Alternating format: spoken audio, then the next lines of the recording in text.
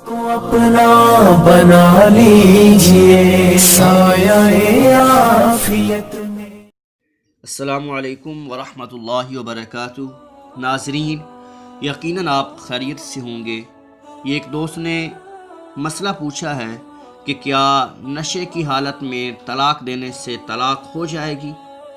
جواب سننے سے پہلے آپ سے گزارش ہے کہ اگر آپ نے ابھی تک ہمارے چینل کو سبسکرائب نہیں کیا تو چینل کو سبسکرائب ضرور فرما لیں تاکہ ہماری آنے والی ہر نئی ویڈیو آپ تک پہنچتی رہے۔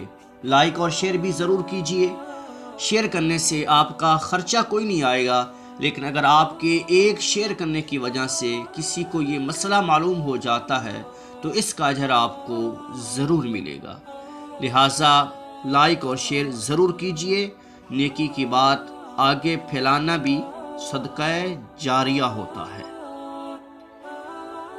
جواب سماعت فرمائیے۔ نشے والے نے طلاق دی تو طلاق ہو جائے گی۔ نشہ خواہ شراب پینے سے ہو یا بھنگ وغیرہ کسی اور چیز سے۔ افیون کی پینک میں طلاق دے دی پھر بھی طلاق ہو جائے گی۔ طلاق میں عورت کی جانب سے کوئی شرط نہیں، نابالغہ ہو یا مجنونہ، بہرحال طلاق ہو جائے گی۔